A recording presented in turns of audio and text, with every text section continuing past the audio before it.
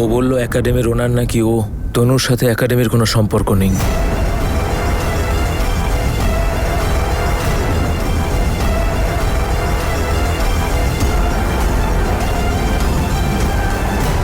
বীরের কি দোষ? কেন ওকে আপনি জেলে পাঠালেন? বলুন কেন করলেন? জেসমিন, বীর সেটাই করেছে যেটা ওর করা উচিত। ও সব দোষ স্বীকার করে নিয়েছে আর তনুকেই মিথ্যে কেস থেকে বাঁচিয়েছে। অভিরাজ, তুই কি বলছিস? তোর মাথা ঠিক আছে তো? নিজের জামাইবাবুকে তুই জেলে সেই ঢুকিয়ে সম্পর্ক দিলি। তো তোর সাথেও।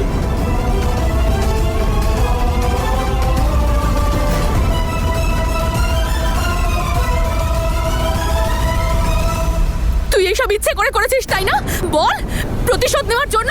কেন করলি তুই তনু এরকম? কেন বীরকে জেলে ঢোকালি? বল কেন করলি এসব? জেসমিন, ভেবে কথা বল। কি করছিস তুই? ছাড় ওকে। তনু মা, তুমি একলা কেন ফিরে এলে মা? আমার বীরটাকে তুমি নিয়ে এলে না। প্লিজ নিজেকে সামলাও তুমি, প্লিজ। মা, আমার হাতে কিচ্ছু ছিল না, আমি কিচ্ছু করতে পারতাম না। তনু, তুমি তো একাডেমির ব্যাপারে সবকিছু জানো তাই না? তুমি সব সিস্টেমই জানো। প্লিজ বীরকে হেল্প করো, ওকে বাইরে নিয়ে এসো প্লিজ। তনু কাউকে কোনো রকম হেল্প করবে না। এসব বীরের কৃতকর্মের ফল। জেলই হলো ওর উপযুক্ত জায়গা।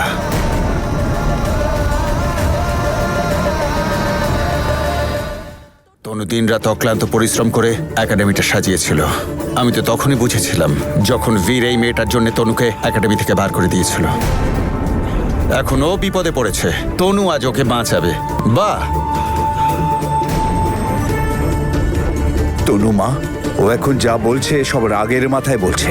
তুমি বলো, ওকে জেল থেকে বাইরে বার করতে হলে আমাদের কি করা উচিত? এর কাছে এত কাকুতি মিনতি করার কি আছে? হ্যাঁ, ওর সাহায্যের কোনো প্রয়োজন নেই আমাদের। ও যা করেছে সব ইচ্ছে করে করেছে। বল না তুই ইচ্ছে করে করেছিস? বল না সবাইকে, বল বল না, বল। হাত ছাড় আমার। বীর আজ তোর জন্য জেলে গেছে। আমি একাডেমি ছেড়েছি পুরো 2 মাস হয়ে গেছে।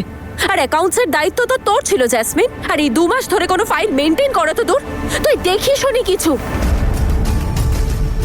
আর সবার পেমেন্টস আটকে গেছে, সববার। বীরকে এই ব্যাপারে কিছু বলিস শুনি। আর একাডেমির টাকা নষ্ট করেছিস তুই। আমি তোকে এতবার বারণ করেছিলাম, কিচ্ছু শুনিসনি।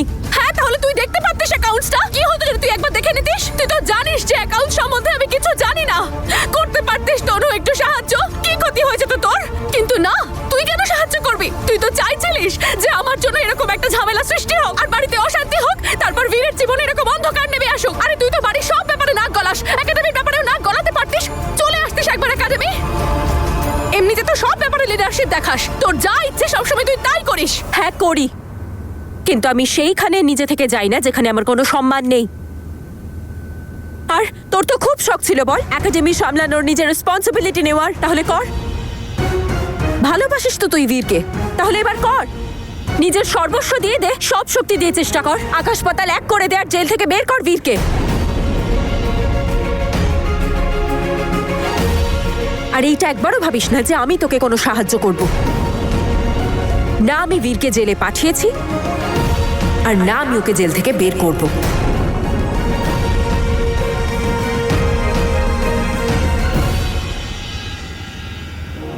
আই এম সরি মা।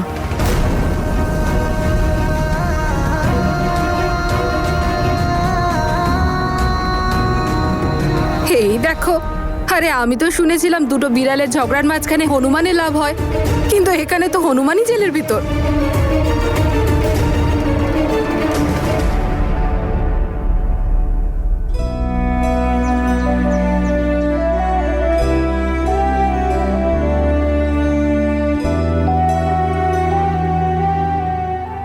এখন অবধি আমাদের ডিভোর্স হয়নি, আর পরিবারের বৌমা জেলে যাওয়ার থেকে আমার জেলে যাওয়াটা বেটার, তাই না?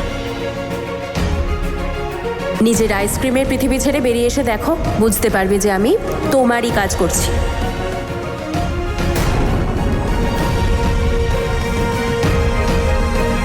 আমি তোমাকে অনেকটা কষ্ট দিয়েছি, আর তোমার মাথা অন্য কারোর সামনে নিচু হয়ে যাক সেটা আমি কোনোদিনও দেখতে পারবো না।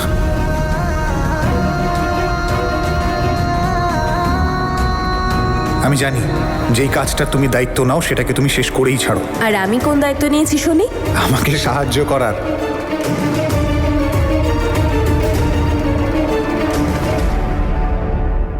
অপরওয়ালা, তুমি কেন আমায় এরকম পরিস্থিতিতে দাঁড় করাও যেখানে আমি বুঝতেই পারি না যে আমি আমার কথা শুনবো না আমার পরিবারের।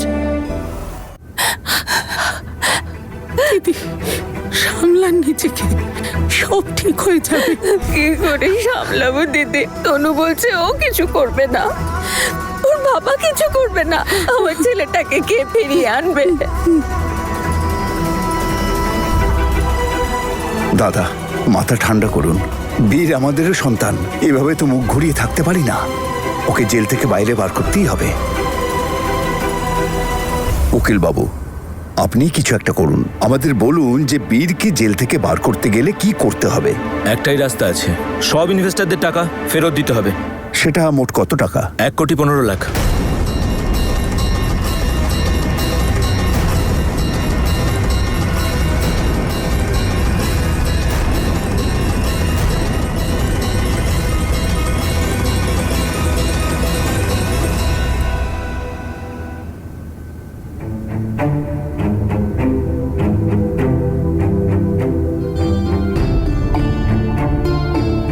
বীর,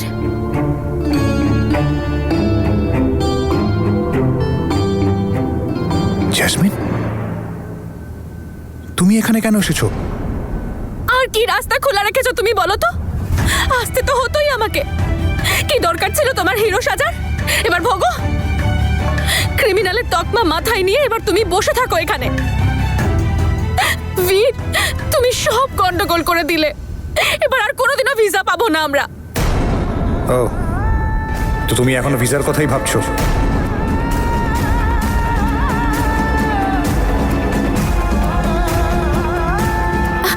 না বীর, আমি তোমাকে নিয়ে চিন্তা করছি, ভিসা নিয়ে আমার কিচ্ছু যায় আসে না। আমার সত্যি এবার খুব ভয় করছে বীর। আমরা কি করব এবার? তুমি কি করে বাইরে বেরোবে? উকিল বাবু বলছিল যে যতক্ষণ না আমরা ওদের 1,15,00,000 টাকা দিতে পারছি, সমস্ত ইনভেস্টার্সদের ওদের পেমেন্টটা না করছি, তুমি জেল থেকে বেরোতে পারবে না। অনেক হয়েছে, অনেকক্ষণ ধরে তোর রাগ আমি সহ্য করছি। এটা আমার আদেশ যে তুই কিছু একটা কর যাতে বীর জেল থেকে বাইরে বেরিয়ে আসতে পারে। কিন্তু বাবা, আমি এতগুলো টাকা পাবো কোথা থেকে? সবাই জানে যে আমি এমএলএ, এত বড় বাড়ি, নিশ্চয়ই প্রচুর টাকাও আছে। কিন্তু তুমি তো জানো যে তেমন কিছুই নেই। আমি শুধুমাত্র একজন সৎ পলিটিশিয়ান। 1 কোটি টাকা কোথায় পাবো বাবা? আর যদি টাকা অ্যারেঞ্জ করতে না পারি তাহলে ওরা তোমাকে আরো বড় জেলে পাঠিয়ে দেবে। কেস চলবে তোমার উপর, শাস্তি হবে তোমার, তুমি কখনো বেরোতে পারবে না আর। জেসমিন, সবকিছু ঠিক হয়ে যাবে, তুমি চিন্তা করো না।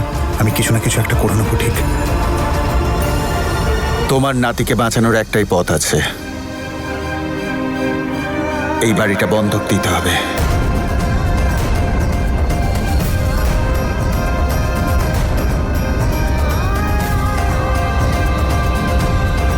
না বাবা,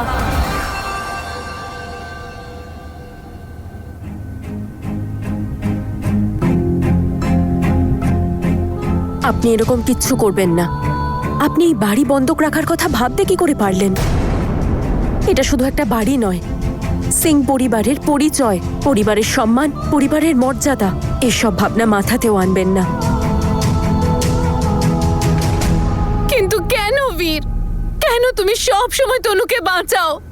কেন ওর প্রত্যেকটা ভুলকে ঢাকার চেষ্টা করো? তুমি কি এখনো ওকে ভালোবাসো বীর? আজ তোমায় আমাকে সত্যিটা বলতেই হবে। বলো, তুমি ওকে ভালোবাসো এখনো? জেসমিন, এত এক্সট্রা ভাবার দরকার নেই। আর আমি এটা এই কারণেই করেছি কারণ তনুর কোনো ভুল নেই এতে। সমস্ত দোষ আমার।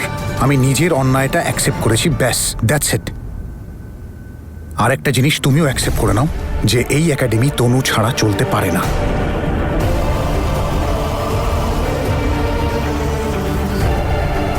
এবার কি করবে তুমি? কি করে বাইরে বেরোবে? বাবা, বীরকে জেল থেকে আমি বের করব।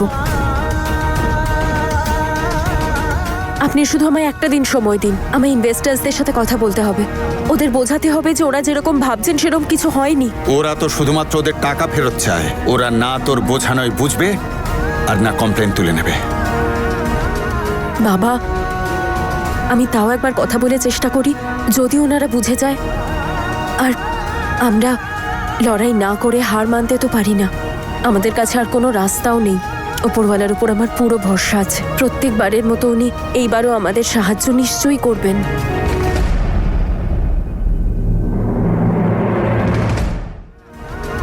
বাবা, আমি তাও একবার কথা বলে চেষ্টা করি, যদি ওনারা বুঝে যায়, আর আমরা লড়াই না করে হার মানতে তো পারি না।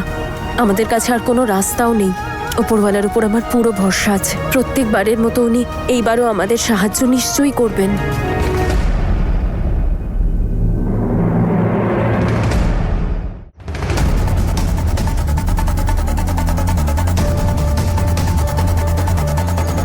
অন্যের জন্য গর্ত খুঁড়তে গিয়ে নিজেই পড়ে গেলাম। পুরো খেলাটাই উল্টো হয়ে গেল। আমি তো চেয়েছিলাম তনু আমাদের জীবন থেকে সারা জীবনের মতন যাক। এখন তো দেখছি বীর আমার জীবন থেকে দূরে সরে যাচ্ছে। কি করব এবার আমি? কি করে বাইরে বের করব ওকে? কি হচ্ছে সব আমার সাথে?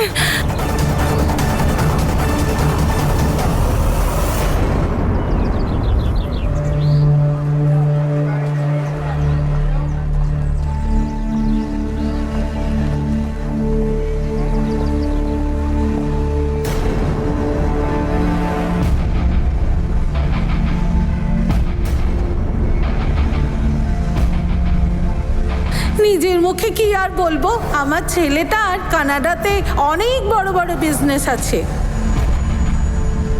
যশের মা?